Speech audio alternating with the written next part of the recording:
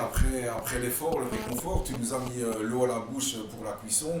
Et vient maintenant le temps du démoulage, c'est comme ça qu'on dit? Ouais, on n'appelle pas tellement ça le démoulage, les autres on appelle ça juste la mise en boîte en général. C'est directement quand ils enlèvent des papiers, on les met en seau et on les met en boîte. Euh, donc ici, ben, voilà, tu vas voir vraiment la différence hein, entre le biscuit quand il est cuit. Bon, ben, ici on l'a cuit hier hein, pour refaire la recette pour le magasin. Donc ici volontairement on l'a cuit un petit peu plus parce que ben voilà, il y a un petit peu d'humidité qui est annoncée de nouveau avant même de la neige sur ce week-end.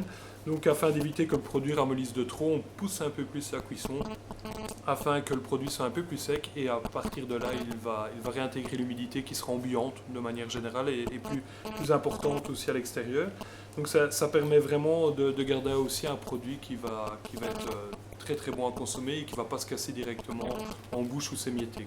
Tu veux dire qu'en fonction de la météo, tu modifies ta cuisson ou le temps de cuisson pour avoir un bernardin qui sera peut-être un peu plus sec parce que tu sais très bien que l'air ambiant va être plus chargé en humidité. C'est ça, un petit peu, ben voilà, la météo, on est un petit peu comme les agriculteurs hein, qui regardent pour faner. C'est ça. Ben nous autres, en fait, on la regarde un petit peu dans les jours qui suivent, voir s'il va faire plus humide ou plus sec. Bon, ben, de manière générale, en hiver, on cuit un peu plus et en été, on les cuit un tout petit peu moins. Comme ça, il reste vraiment beau comme ça. Quoi. Un travail remis en question, même en fonction de la météo ici ou là. Voilà, c'est ça. Ben, après, on n'est pas spécialement obligé de le faire, mais c'est quand on a un plaisir de pouvoir proposer un produit qui reste quand même super consommable, vraiment bien. Donc voilà, on a la chance d'avoir Com en plus qui vient déguster avec nous et faire les blagues derrière. Il y a toujours une petite souris et donc, puis voilà, ça va être comme la petite souris. Voilà. Alors là, le meilleur moment entre guillemets, hein, que ce soit pour moi, pour toi ou pour les enfants, c'est de pouvoir justement les déguster. Alors il y a un truc qui est vraiment juste terrible, c'est que quand ça sort du four, c'est un véritable régal, c'est encore un peu chaud. On a encore vraiment des saveurs qui sont bien présentes. Donc je te propose de goûter tout de suite peut-être un qui a été cuit hier. Hein, tu vois la différence avec hier. Et alors tu verras la différence avec ceux qui ont été cuits directement aujourd'hui. Oui, je sais. Je ne sais pas si vous entendez le croustillant de ce biscuit, mais c'est vraiment affolant. Et toi, Com, tu les préfères chauds aussi? Oui. Oui, toi aussi. Oui, pareil. N'en mange pas toi là sur le coup. Vas-y, tu l'as.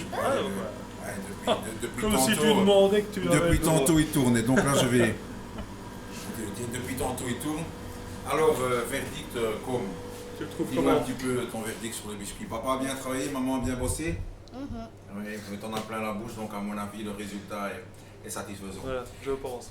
Xavier, ben évidemment, un tout grand merci de nous avoir accueillis dans ton atelier, de nous avoir livré tes recettes sans le petit secret de la maison. Ouais, c'est vraiment très très gentil à toi de t'ouvrir ainsi, et puis à bientôt pour de nouveaux produits. Ah bah oui. Comme merci pour ton coup de main, ça nous a vraiment fait plaisir que tu viennes déguster avec nous le café, le petit biscuit Et la tasse de café. et la petite tasse de café. À la prochaine. À la prochaine.